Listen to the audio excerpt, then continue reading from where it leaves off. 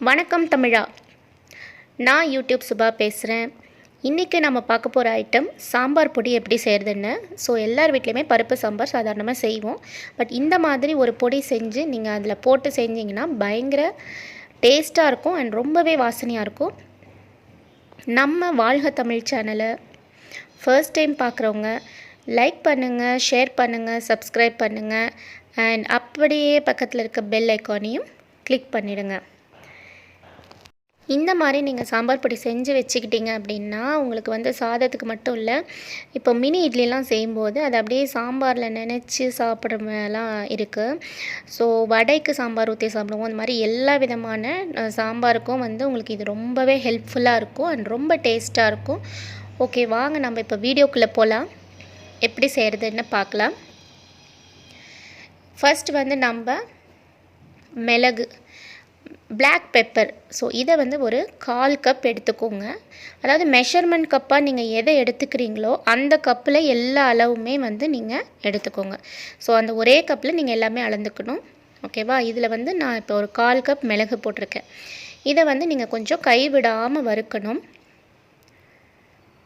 தனித்தனியாக தான் வறுத்துக்கணும் எல்லாமே. மிளகு வந்து 1/4 கப் போட்டு நீங்கள் தனியாக வறுத்து வச்சுட்டு, அடுத்தது சீரகமும் 1/4 கப் போட்டுக்கணும். இதெல்லாம் டைஜஷனுக்கு உங்களுக்கு ரொம்பவே ஹெல்ப்ஃபுல்லாக இருக்கும் அண்ட் ரொம்ப ஹெல்த்தியாக இருக்கும் இந்த மாதிரி நீங்கள் சாம்பார் செஞ்சீங்க அப்படின்னா. அது வந்து நம்ம அடிக்கடி அப்போல்லாம் வந்து பாட்டிங்களாம் நான் அந்த காலத்தில் அப்பப்போ செஞ்சுப்பாங்க ஃப்ரெஷ்ஷாக. நாம் இது ஒரு 1 or 2 months அப்படியே செஞ்சு வச்சுக்கிட்டோம்னா நம்மளுக்கு ரொம்ப ஈஸியாக இருக்கும் சமையல். அடுத்தது வர கொத்தமல்லி. ஸோ இந்த தனியாவை வந்து நீங்கள் வறுத்துக்கணும். தனியா வந்து ஒரு 1/4 கப் போட்டுக்கலாம். போட்டு நல்லா அதுவும் வந்து நீங்கள் கைவிடாமல் பண்ணணும்.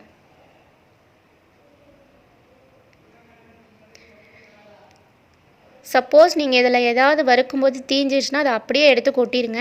இதில் வந்து தீயாமல் ரொம்ப நீட்டாக வந்து நீங்கள் பண்ணணும். ஒவ்வொன்றா வறுத்துட்டு அதையும் பாருங்கள், நான் தனியாக அதெல்லாம் ஒன்றா கொட்டி வச்சுட்டேன். அடுத்தது கடலைப்பருப்பு ஒரு 1/4 கப் எடுத்துக்கோங்க. இது கண்டிப்பாக வந்து ஒரு ப்ரோட்டீன் ரிச் ஃபுட்டாக இருக்கும். எல்லா விதமான பருப்பும் உங்களுக்கு வந்துடுது, டைஜஷனுக்கு ஈஸியாக இருக்கும்.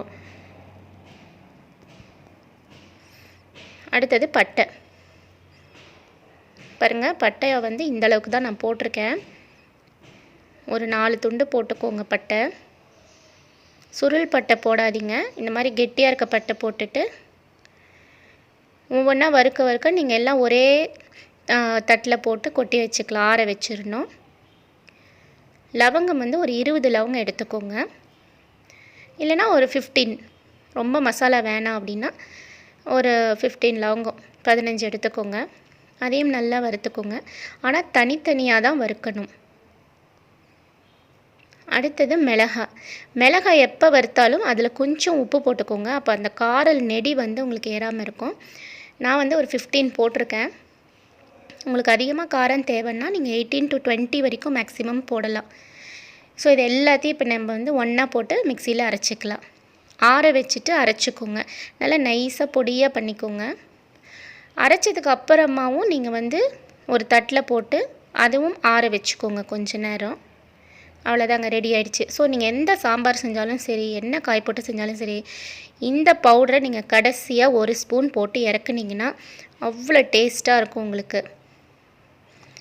அண்ட் நம்ம சேனலை இந்த வீடியோ உங்களுக்கு பிடிச்சிருந்தால் லைக் பண்ணுங்கள், சப்ஸ்கிரைப் பண்ணுங்கள். மறக்காமல் கமெண்ட் செக்ஷனில் செஞ்சு பார்த்துட்டு சொல்லுங்கள். வாழ்க தமிழ்.